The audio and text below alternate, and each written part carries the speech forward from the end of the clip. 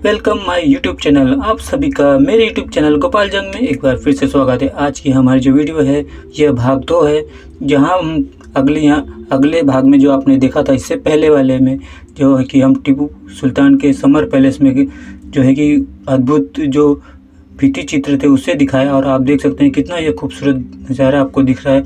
और जो है कि आपको बताएं, टीपू सुल्तान जो है कि यहीं पर जो है कि ग्रीष्मकालीन यानी गर्मियों के दिनों में यहीं पर आया करते थे। यहाँ पर बहुत ही खूबसूरत सा गार्डन है, बहुत सारी खूबसूरत चीज़ें। और आपको बताएं यहाँ पर सोने की तोपें भी हैं उनके संग्रहालय में, उनके तलवार हैं, बहुत सारी चीज़ें, भित्ति चित्र, और उनके जो है कि जो उनके पूर्वज हुआ करते थे, उनके पिताजी और सबके जो है कि फ़ोटोज़ भी वहाँ पर हैं। और बहुत खूबसूरत सा संग्रहालय है।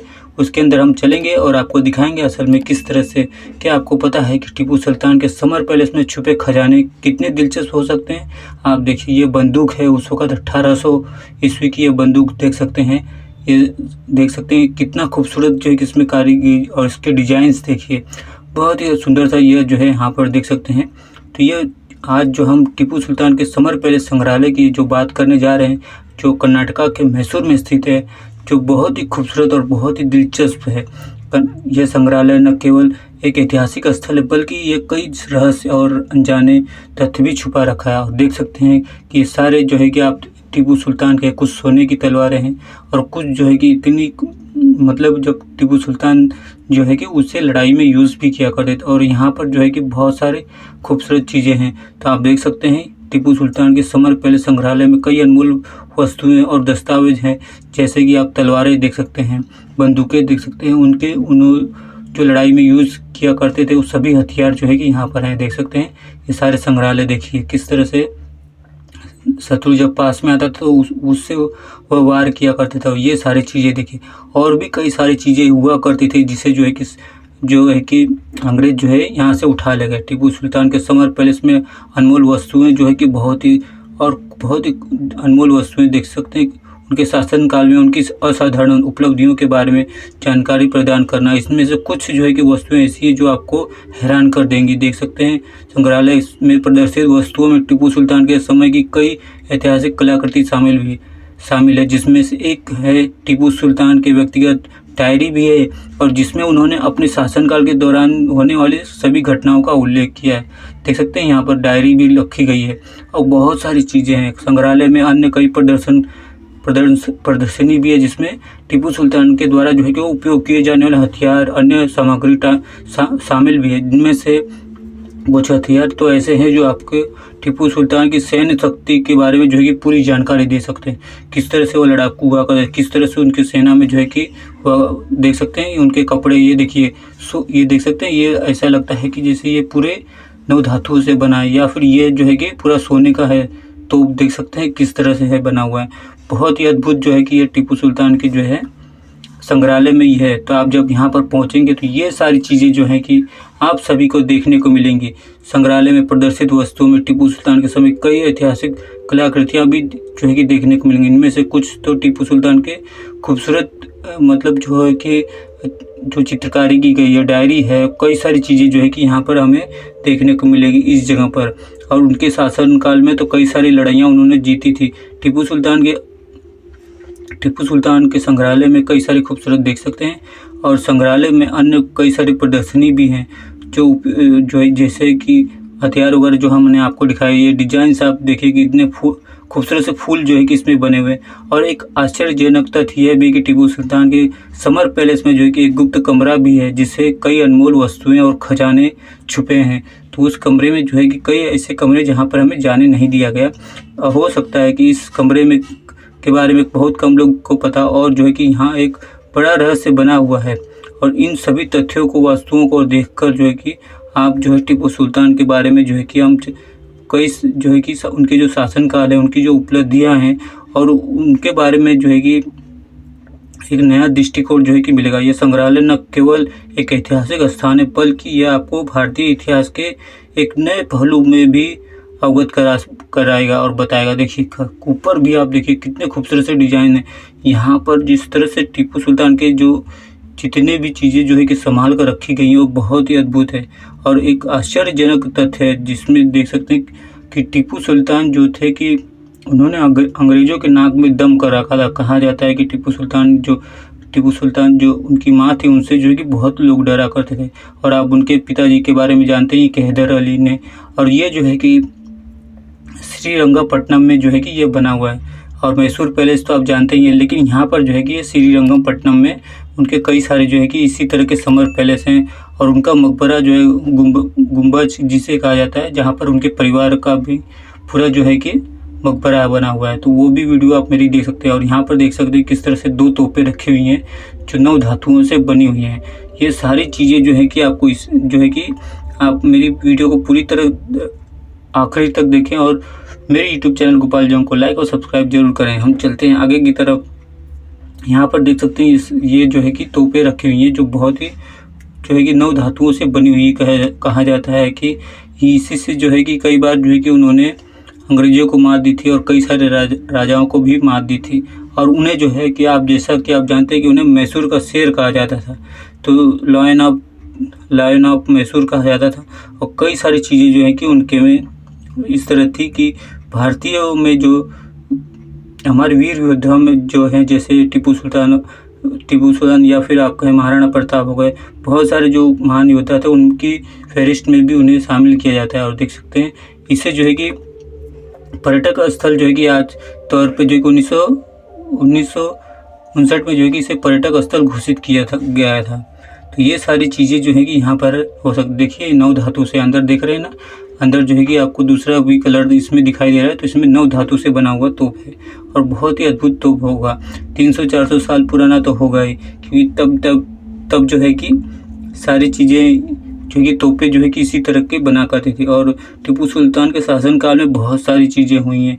बहुत सारे जो है कि उन्होंने इस तरह से समर पैलेस और जो उस वक्त जो है कि लकड़ियों के महल हुआ करते थे ज़्यादा करके, और कंक्रीट के भी हुआ करते थे, लेकिन लकड़ियों के महल जो साग की लकड़ियाँ होती थी उसकी बना करते थे। तो ये तोप देख सकते हैं कितना बड़ा है, तकरीबन 6-6.5 फुट का इतना बड़ा तोप है। और बहुत बड़ा तोप है। जो इसके नीचे जो गाड़ियाँ हुआ करती थी वो पूरी तरह से टूट गई होंगी, लेकिन उसको जो है कि यहाँ पर रखा गया है ताकि म्यूजियम के तौर पर, और जो लोग आए हैं, देखिए यहाँ पर एक सिंबल भी बना हुआ है, देख रहे हैं, ये देख सकते हैं।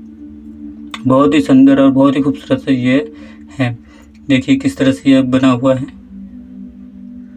तो ये सारी चीज़ें जो हैं कि टीपू सुल्तान के संग्रहालय में है। और यहाँ पर जो है कि पर्यटक स्थल बहुत ही दूर दूर से जो है कि यहाँ पर पर्यटक आते हैं। ऐसा लगता है कि यहाँ पर्यटक आते ही नहीं, लेकिन जैसे ही खुलता है समर पैलेस 9 बजे जब खुलता है तो बहुत सारे आते हैं।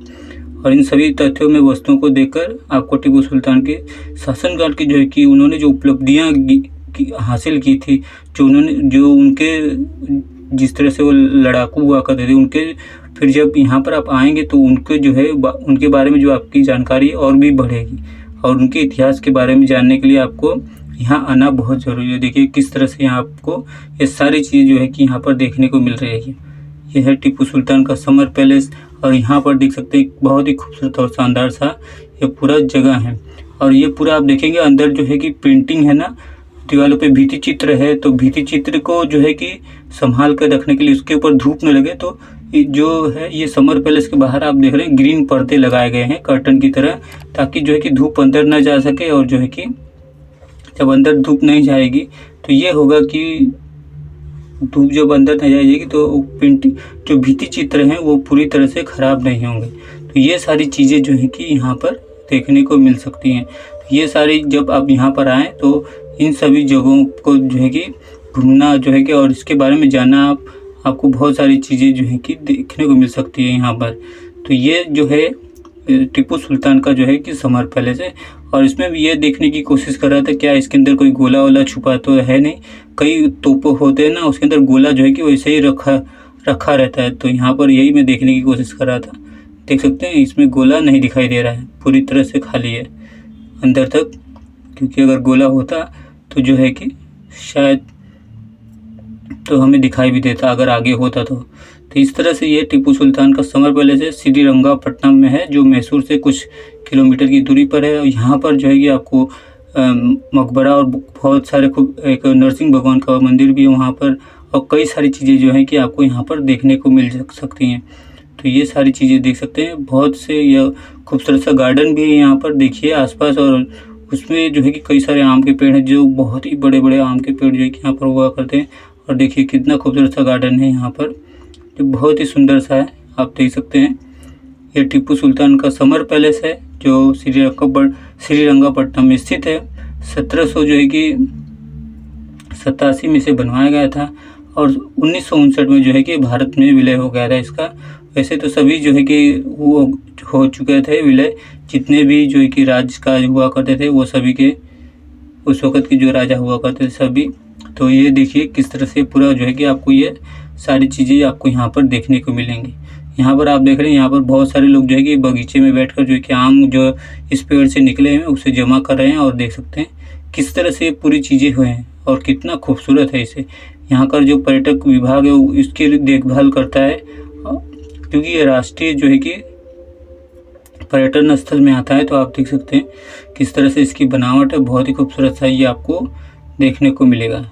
तो यहाँ तक जो है कि आप सभी जो है कि यहाँ तक आ चुके हैं, तो मेरे यूट्यूब चैनल गोपाल जंग को लाइक और सब्सक्राइब करना ना भूलिएगा, बेल आइकन को ऑन रखिएगा ताकि नई नई वीडियो की नोटिफिकेशन आपके पास आती रहे।